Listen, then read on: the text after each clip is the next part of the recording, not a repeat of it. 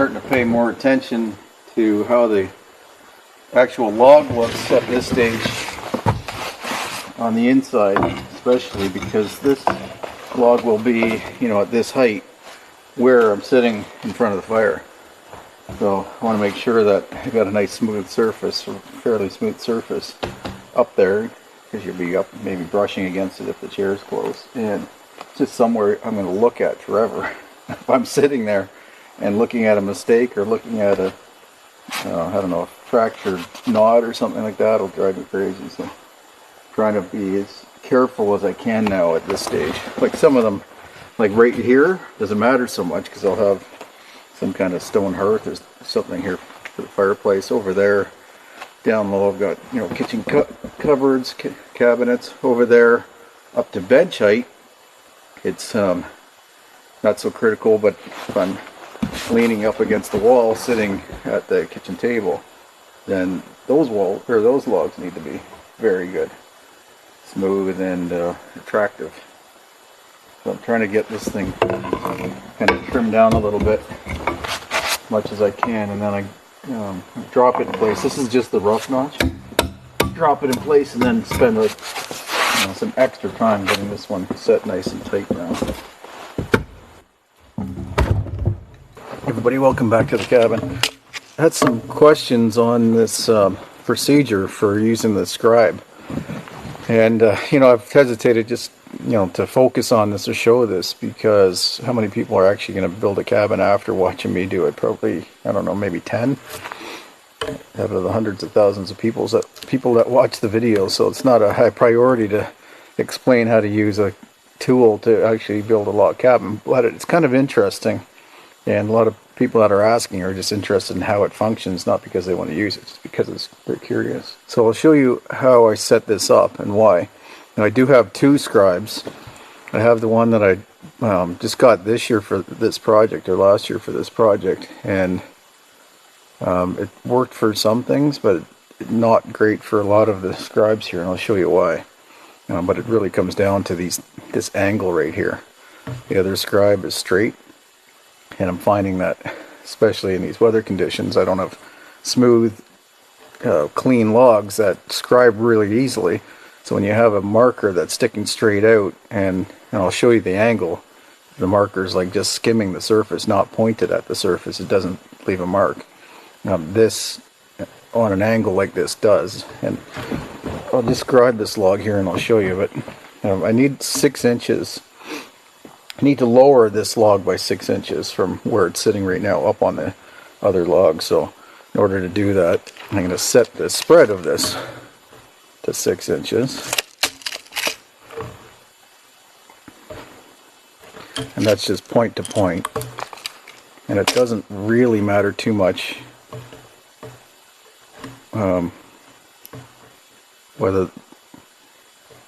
whether this and this are the same length, because I'm going to fix it on the board when I level it out. I'll show you that in a minute.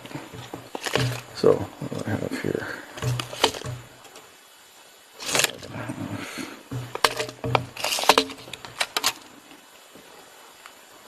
So I'll go to 2 to 7.5.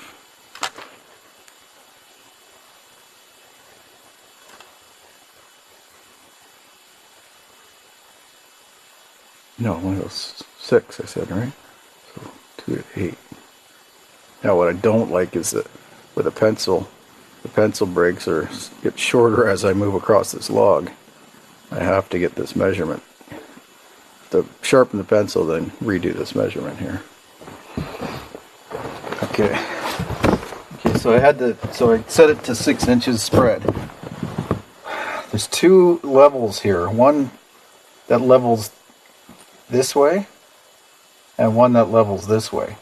They have to both be level to start with. Basically what it's doing is leveling these 2 points, right? So either this way or this way.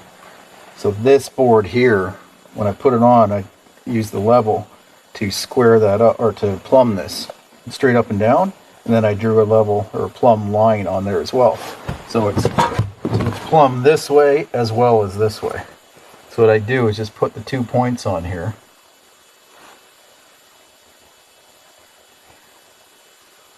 That's good for left-right actually, which is typical because these two arms stay in the same plane.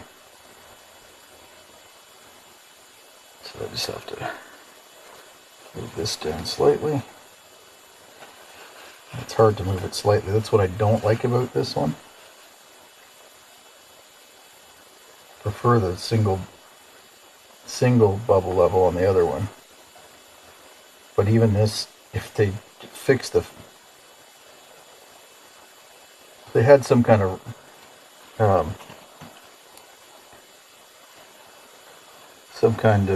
calibrated nut here, you can make fine adjustments, but all you can do is loosen it and then tighten it, so it's very hard to get it. So that's on right there. Show you.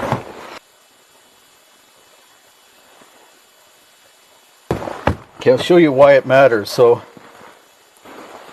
essentially the one level, this back level that is getting this right,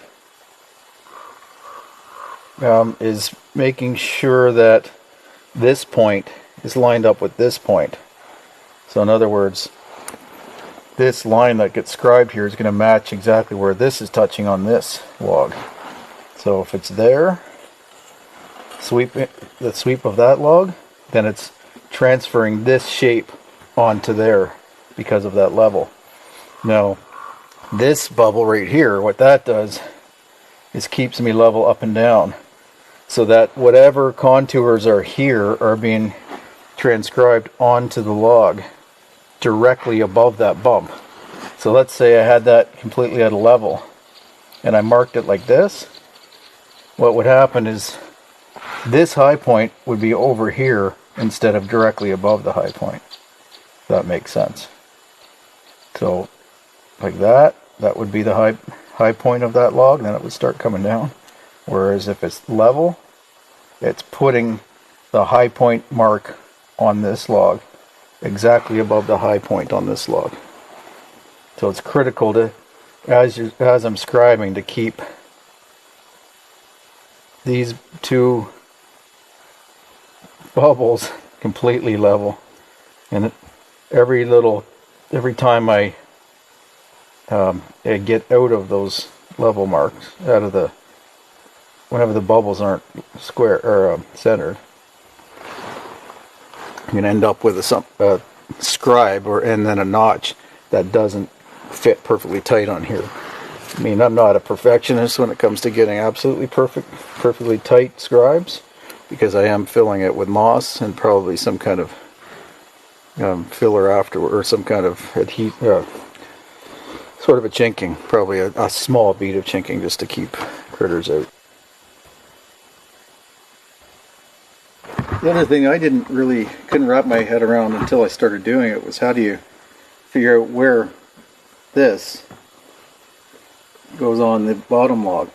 But what happens is, when you keep that level, there's only one place it can go, on the top and the bottom. So if I put that at a level, I could go all the way down there or up there or whatever. But when these two bubbles are level,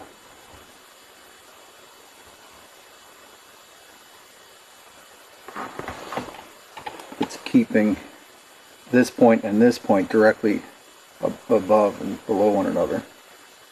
So what then happens is, this scribe ends up sitting down exactly, once you cut all that stuff out, sits down exactly wherever this is being dragged across here. So it's pretty amazing. So much easier than if you were doing this just with a kind of a measure of some sort, like you would have in the past.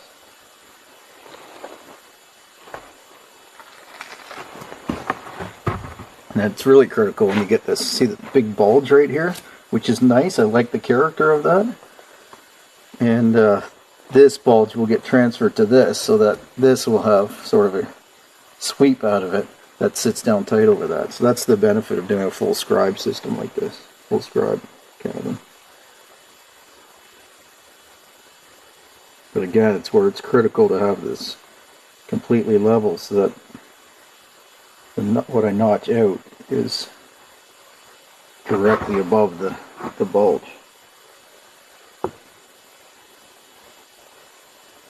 Probably notice that this got a huge groove taken out of it, and the reason for that is that I took a measurement on all four corners, and this corner is about 4 to 5 inches higher than the rest of the corners.